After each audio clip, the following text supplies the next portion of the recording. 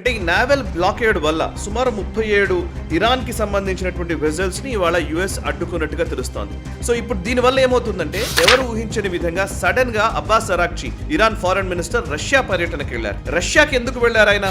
America చేస్తున్నటువంటి దిగ్బంధం వల్ల ఇవాళ 5,67,000 బ్యారెల్స్ పర్ డే మాత్రమే బయటకు పంపించే పరిస్థితిలోకి వచ్చింది. అంటే 70% డిక్లైన్ అయిపోయింది. అండ్ ఇవి కూడా బయటకు వెళతాయా అంటే ఇరాన్ లో ఆయిల్ వెనక్కి వెళ్లిపోయే అవకాశం ఉంటుంది. సో వెనక్కి వెళ్ళడం వల్ల ఏమవుతుందంటే ఇరాన్ ఎప్పటికీ కూడా ఆయిల్ ఎక్స్ట్రాక్షన్ చేయడానికి వీల్లేని పరిస్థితిలోకి ఇవాళ పాకిస్తాన్ ఫెయిల్ అయిపోయింది మధ్యవర్తిత్వం వహించడంలో. ఇంకా ఏ దేశమైనా ముందుకు వస్తుందా? ఒకవేళ నరేంద్ర మోదీ గారే రంగంలోకి దిగుతారా? నమస్తే, వెల్కమ్ టు రైట్ యాంగిల్. ప్రస్తుతం ఇరాన్ అమెరికా యుద్ధానికి సంబంధించి ఆ ప్రతిష్టంభన కొనసాగుతూనే ఉంది. అండ్ ఆయిల్ క్రైసిస్ విపరీతంగా ప్రపంచవ్యాప్తంగా పెరుగుతోంది.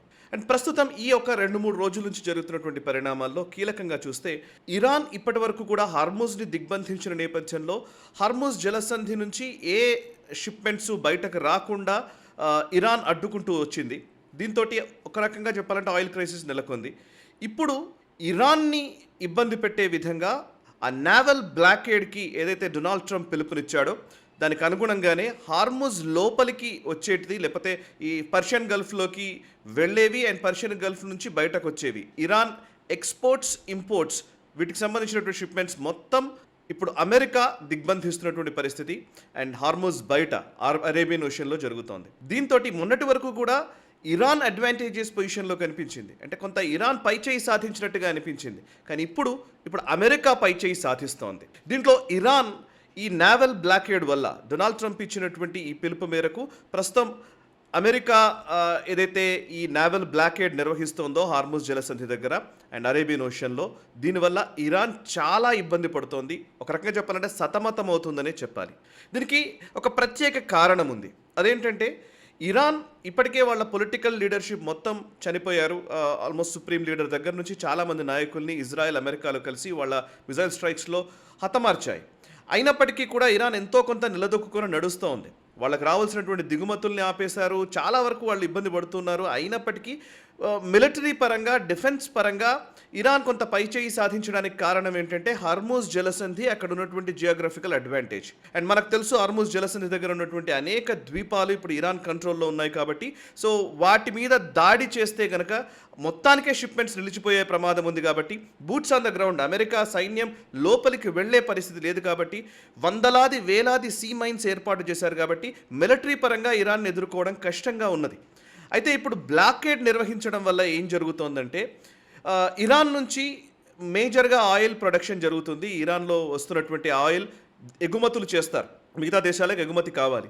అయితే ఇప్పుడు వచ్చిన సమస్య ఏంటంటే ఈ నావల్ బ్లాకేడ్ వల్ల సుమారు 37 ఇరాన్కి సంబంధించినటువంటి వెజల్స్ని ఇవాళ యుఎస్ అడ్డుకున్నట్టుగా తెలుస్తోంది.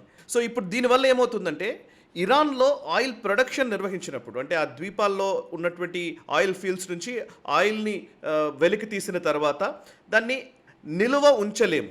కొంతమేర నిల్వ ఉంచగలుగుతాము, కానీ ఆల్మోస్ట్ ఎక్కువగా అది షిప్పుల్లోకి ఎక్కించి దాన్ని షిప్మెంట్ చేసి వేరే దేశాలకు దాన్ని తరలించాల్సిందే. అండ్ ఒకవేళ రిజర్వ్ చేయాలంటే ప్రొడక్షన్ని ఆపివేసినట్లయితే కనుక, పూర్తిగా ప్రొడక్షన్ని ఆపివేసి ఈ రిజర్వ్స్ నిండిపోయిన తర్వాత ప్రొడక్షన్ ఆగిపోతే మాత్రం ఇరాన్లో ఆయిల్ వెనక్కి వెళ్ళిపోయే అవకాశం ఉంటుంది. సో వెనక్కి వెళ్ళడం వల్ల ఏమవుతుందంటే ఇరాన్ ఎప్పటికీ కూడా ఆయిల్ ఎక్స్ట్రాక్షన్ చేయడానికి వీల్లేని పరిస్థితిలోకి నెట్టబడుతుంది. ఇది అసలు ప్రమాదం. ప్రస్తుతం ఇరాన్ ఎదుర్కొంటున్నటువంటి అత్యంత ముఖ్యమైన సమస్య ఇదే.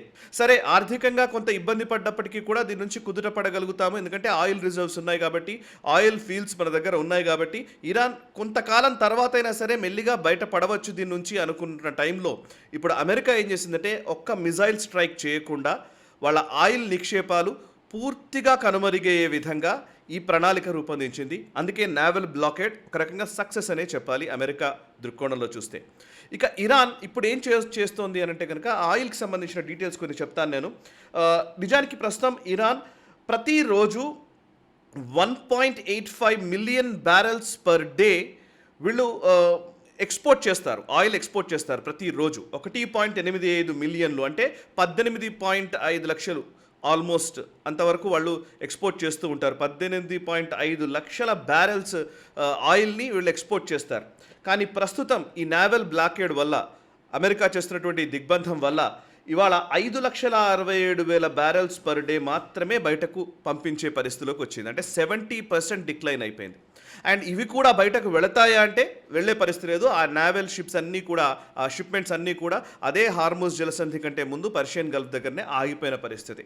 ఇక మరొక వైపు అన్యూజ్డ్ స్టోరేజ్ అండ్ మొత్తంగా ఇరాన్కి సంబంధించి 20 మిలియన్ బ్యారెల్స్ వరకు స్టోర్ చేసుకునే కెపాసిటీ ఉంది.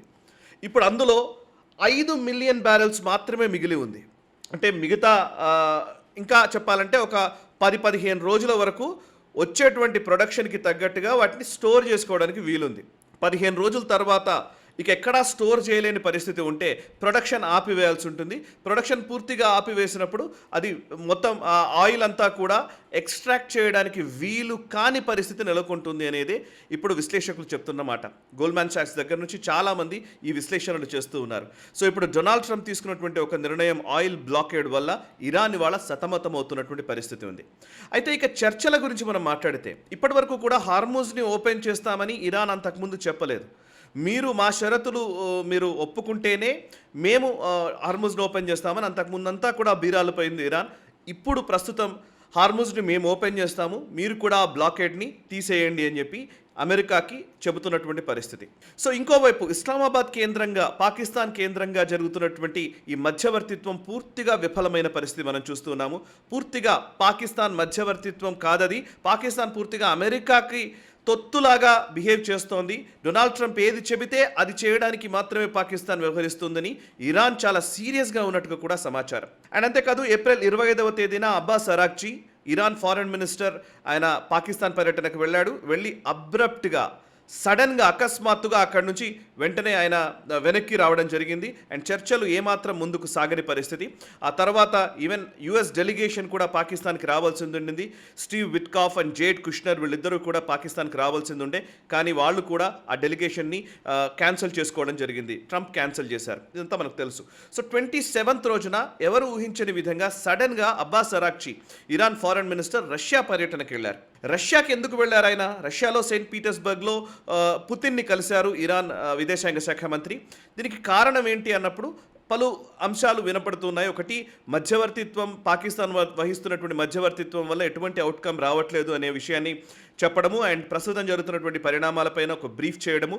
రెండవది ఏంటంటే మొదటి నుంచి కూడా రష్యానే ఇరాన్కి శాటిలైట్ టెక్నాలజీని, ముఖ్యంగా ప్రస్తుతం ఈ యుఎస్ మిలిటరీ బేసెస్ ఎక్కడెక్కడైతే ఉన్నాయో గల్ఫ్ రీజియన్లో వాటి గురించి కానివ్వండి, అండ్ ఎయిర్ క్రాఫ్ట్ క్యారియర్స్కి సంబంధించిన వివరాలు, అండ్ అమెరికాకు సంబంధించినటువంటి సైన్యపు ఆనవాళ్ళు, వాళ్ళ లొకేషన్స్, ఇవన్నీ కూడా శాటిలైట్ ఇమేజెస్ ద్వారా, శాటిలైట్ టెక్నాలజీ ద్వారా ఇరాన్కి రష్యానే సాయం చేస్తోంది, ఆ ఇన్ఫర్మేషన్ షేరింగ్ చేస్తోంది. సో దానికి అనుగుణంగానే వీళ్ళు మిజైల్స్ అటాక్ చేస్తున్నారు. ఇప్పుడు దాన్ని ఇంకాస్త పెంచే అవకాశం కూడా లేకపోలేదు. ప్రస్తుతం నావెల్ బ్లాకేడ్ ఈ ట్రంప్ నిర్వహిస్తున్నటువంటి టైంలో దీనికి ప్రత్యామ్నాయంగా ఏమైనా ఆప్షన్స్ ఉన్నాయో కూడా చూస్తున్నట్టుగా సమాచారం.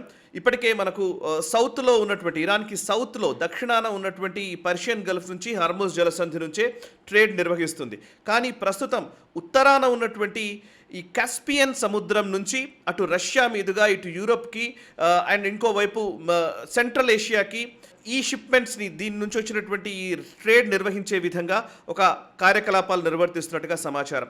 రష్యా నుంచి మొదటి నుంచి కూడా వాళ్ళకు ఒక ట్రేడ్ రూట్ ఉంది. ఆ ట్రేడ్ రూట్కి అనుగుణంగానే ఇప్పుడు కూడా వీళ్ళు చేయాలని అనుకుంటున్నట్టుగా సమాచారం. అండ్ ఇరాన్ ఇవాళ ఒక రకంగా చెప్పాలంటే మొన్నటి వరకు ఒక లెక్క, ఇప్పుడు ఒక లెక్క అన్నట్టుగా పరిస్థితి ఉంది. మొన్నటి వరకు ఇరాన్ది పైచేయిగా కనిపించింది, ఎందుకంటే హార్మూజ్ జలసంధిని బ్లాక్ చేసిన నేపథ్యంలో.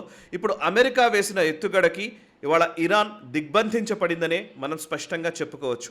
దీనికి తోడు ఇప్పుడు అమెరికా సైన్యం కూడా మోహరింపులు పెంచుతోంది.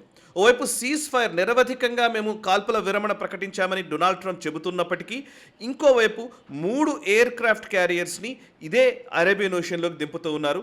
యుఎస్ సెంట్రల్ కమాండ్ అంటారు, గల్ఫ్ రీజియన్లో ఉన్నటువంటి సెంట్రల్ కమాండ్ పరిధిలోకి ఇప్పుడు 3వ ఎయిర్ క్రాఫ్ట్ క్యారియర్ కూడా వచ్చింది. ఇప్పటికే అక్కడ అరేబియన్ ఓషన్లో ఉన్నటువంటి యుఎస్ఎస్ అబ్రహాం లింకన్ ఒక air craft carrier already Hormuz దగ్గర బ్లాకేడ్ నిర్వహిస్తోంది. ఇంకోవైపు రెడ్ సీలో, ఎర్ర సముద్రం దగ్గరికి యుఎస్ఎస్ జెరాల్డ్ ఆర్ ఫోర్డ్ అనే ఎయిర్ క్రాఫ్ట్ క్యారియర్ ఆల్రెడీ చేరుకుంది.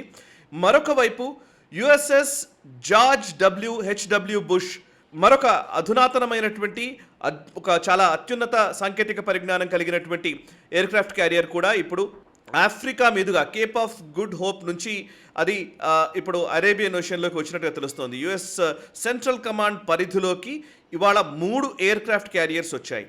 ఓవైపు నావెల్ బ్లాకేడ్ కొనసాగుతోంది. ఇరాన్ షిప్లు లోపలికి వచ్చేవి కానివ్వండి, బయటకు వెళ్ళేవి కానివ్వండి, అన్నింటినీ దిగ్బంధిస్తోంది అమెరికా.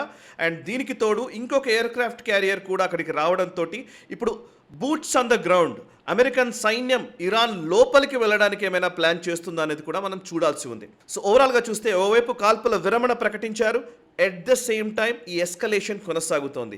దీంతో ఇప్పుడు పరిస్థితి ఎలా ఉందనంటే మొన్నటిదాకా అట్లీస్ట్ ఇరాన్తో మాట్లాడి మనం షిప్మెంట్స్ బయటకు తెచ్చుకునే పరిస్థితి ఉండేది. ఇవాళ ఇరాన్తో మాట్లాడిన ప్రయోజనం లేదు. ఇవాళ ఇరాన్తో మాట్లాడాలి, అటు అమెరికాతో మాట్లాడాలి. ఓవరాల్గా చెప్పాలంటే ఇవాళ ఆయిల్ క్రైసిస్ ఇంకాస్త పెరిగిందనే చెప్పాలి. ఇటువంటి నేపథ్యంలో ఇది ఎంతకాలం ఇలా ఎస్కలేట్ అవుతుంది, ఈ ఆయిల్ క్రైసిస్ నుంచి ఎప్పుడు మనం బయటపడతాము అనేది కాలమే నిర్ణయిస్తుంది. Let's wait and see. And ఇప్పుడు రష్యా దీంట్లో ఇన్వాల్వ్ అవుతుందా, ఎంత మేర ఇన్వాల్వ్ అవుతుంది, ఎలా ముందుకు వస్తారనేది మనం చూడాలి. ఇక ఇప్పుడు చివరిగా ఈ పర్టికులర్ ప్రతిష్టంభన నుంచి ఎలా బయటపడతాము, రష్యా ఒకవేళ కొంచెం ఏమైనా ఈ మధ్యలోకి వచ్చి ఈ ప్రతిష్టంభనను తీర్చే ప్రయత్నం చేస్తుందా, ఇవాళ పాకిస్తాన్ ఫెయిల్ అయిపోయింది మధ్యవర్తిత్వం వహించడంలో, ఇంకా ఏ దేశమైనా ముందుకు వస్తుందా, ఒకవేళ నరేంద్ర మోదీ గారే రంగంలోకి దిగుతారా, భారత్ పాత్రని ఇవాళ ప్రపంచ దేశాలు కోరుకుంటాయా, ఇవన్నీ కాలం నిర్ణయిస్తుంది. అతి త్వరలోనే వాటికి సంబంధించిన అప్డేట్స్ మనం చూడబోతున్నాం. ఈ వీడియోను లైక్ చేయండి, 10 మందికి షేర్ చేయండి. మనసా వాచా కర్మణ, దేశహితం కోసం నేషనలిస్ట్ హబ్. ఈ వీడియో మీకు నచ్చినట్టయితే లైక్ చేయండి, 10 మందికి షేర్ చేయండి. అలాగే కామెంట్ల రూపంలో మీ అభిప్రాయాలను మాతో పంచుకోండి. Nationalist hub group of channels ను సబ్స్క్రైబ్ చేసుకుని తెలుగునాట జాతీయవాద జర్నలిజాన్ని ప్రోత్సహించండి. ఈ వీడియో కింద ఉన్న బెల్ ఐకాన్ పై క్లిక్ చేయడం మర్చిపోవద్దు.